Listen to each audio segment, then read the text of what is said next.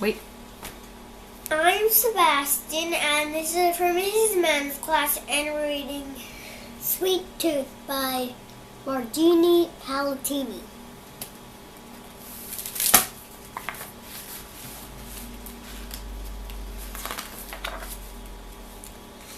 This is Stuart, your typical average, everyday kid, except for one thing.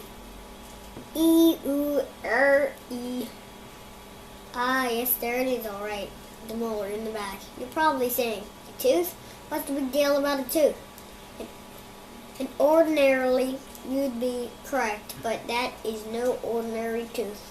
Uh-oh. This is Stuart's tooth. A nagged, annoying, demanding, blah, blah, blah, enough. With the yanking. I need a candy bar. Now. Ow. Very loud, Sweet Tooth.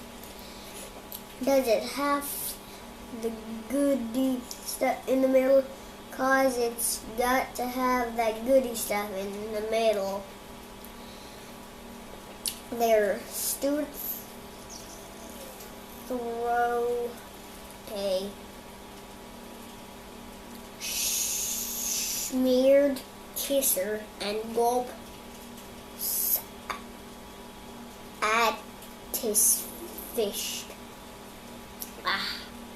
Aha! Sweet. Yes, a tooth that wants what it wants when it wants. It lets everybody know it. Take it from an example. 2 years ago, a cousin Charlotte's wedding. Stuart was on the best behavior. His shoes were shined, bow tie straight, hands were spotless.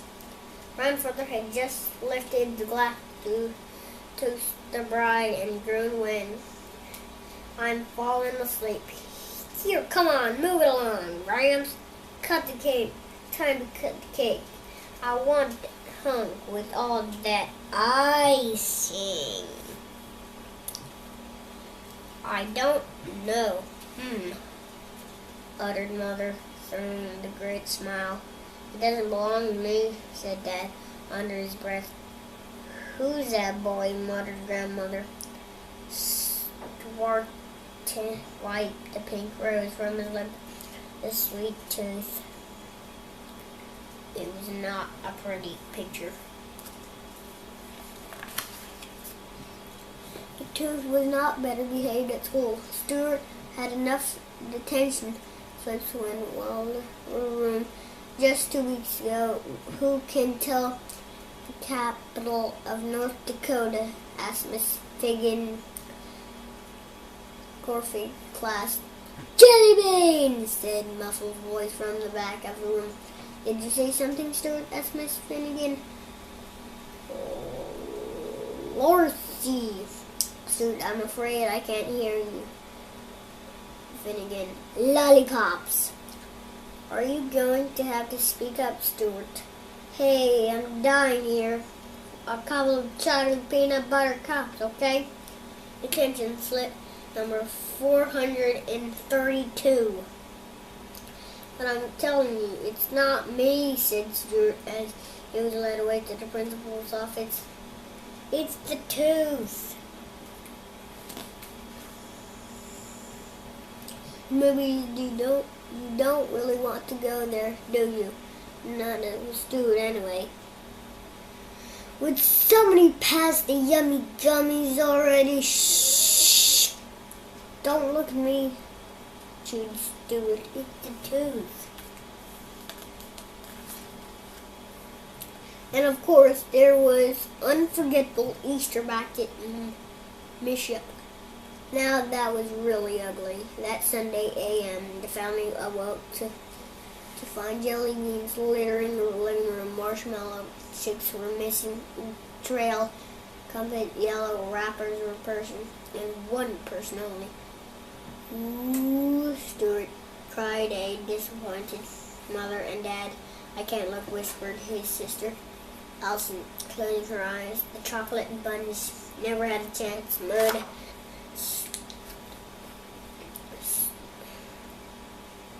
can't look, whispered Sister, closing her eyes. Those chocolate bunnies never had a chance, no, Stuart's rumbling. His belly ached, stomach, it was the tooth.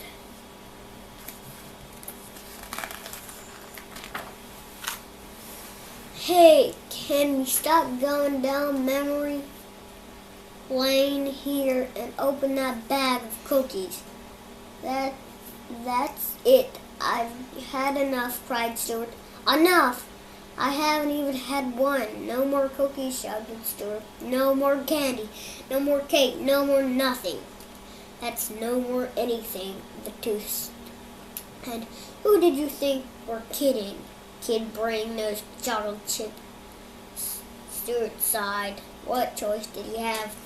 He was a boy with one sweet tooth. He tore open the bag. He grabbed 1, 2, 3, 4 cookies. He grabbed, opened his mouth. Come on, come to Papa, shouted the tooth. Stuart stopped. What are you waiting for, kid? Come on, cookie. Cookie, cookie, cookie, cookie, cookie, cookie, cookie. Stuart dropped the cookies, but not in his mouth. It's over, Tooth. A suddenly determined Stuart. I'm cutting you off.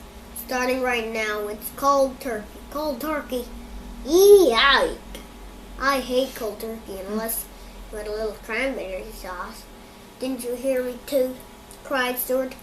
It's all over. From now, there's nothing for you but Stuart gulped.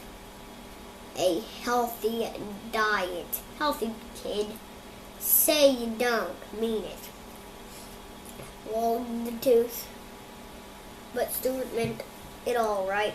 He meant every word. Yes, he was trying. It was difficult. Okay. It was darn near impossible. But Stuart stayed strong. For the tooth, it was a different story. Peas, you're getting me pea, little dry green veggie, marbles, broccoli, you're feeding me shrub that's not going to dessert. Where's dessert? I'm being, yo, when you get the good stuff.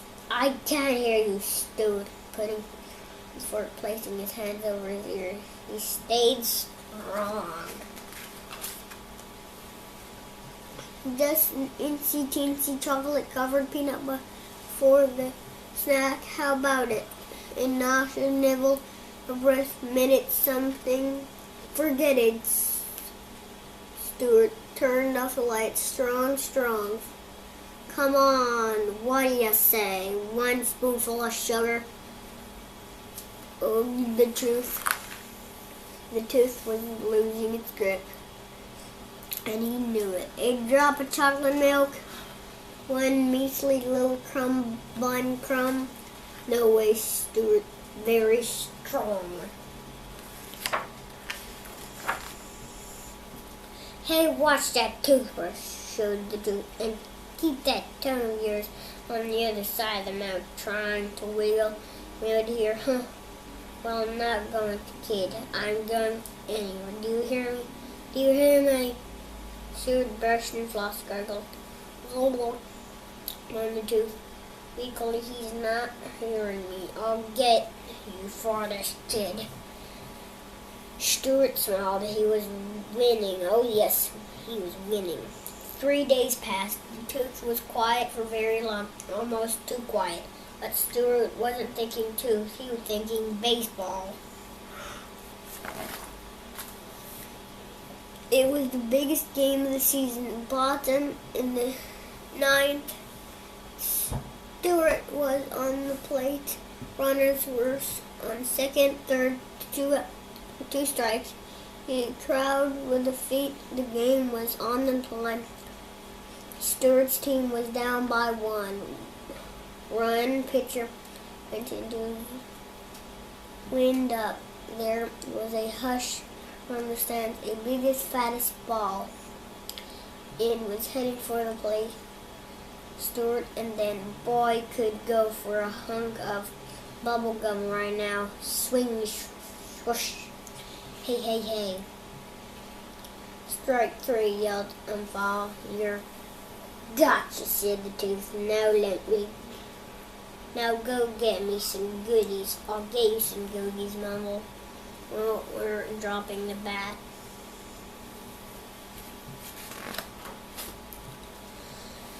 Home he marched into the kitchen, straight for the refrigerator. He yanked open the door, rushed through the vegetables, then he flung lettuce, tossed tomatoes. He hurled head of cauliflower, then he pulled out a carrot.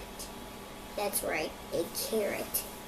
It's all over you, Tooth, announced Stuart, definitely lifting the carrot above his head.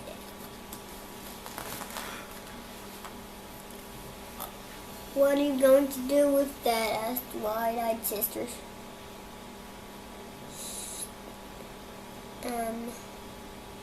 Dad asked his wide-eyed sister. Stuart grinned. He opened his mouth very, very wide. Kid, no, not the carrot, not the carrot. Yes, the carrot, shouted Stuart. No, kid, no. Well, Allison covered her eyes. Am I too young to be watching this? Closer, closer, closer, and then crunch. Ah! So long, sweet world. What a way to go. Done in by an orange veggie. Stuart rubbed his jaw. He started at the carrot, then the tooth. It was all over.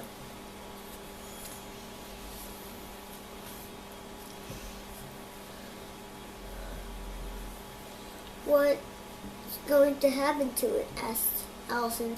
He followed her brother upstairs to the bedroom. Stuart placed his smile under the pillow, then looked at his sister. Who knows, said the big smile. That's Tooth Fairy's problem now.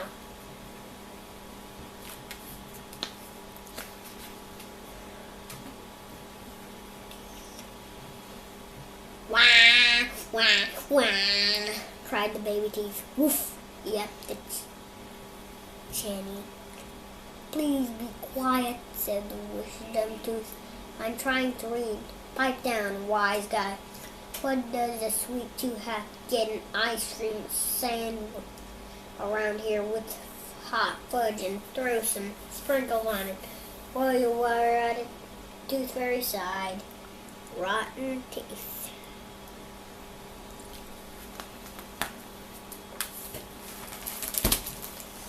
This book is Sweet Tooth, and he had a tooth that was not very sweet, and at school the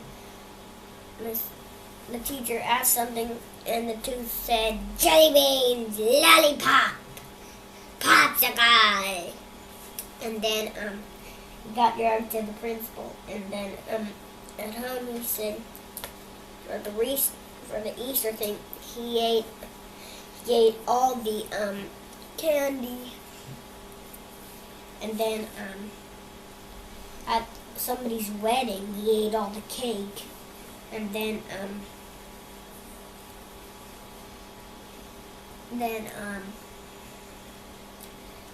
the end he got rid of the tooth doing baseball, and then the tooth said, go get me a snack.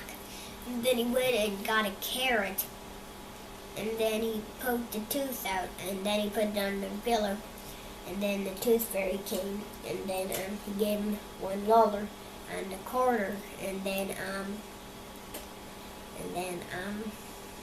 he said, rotten teeth. Bye.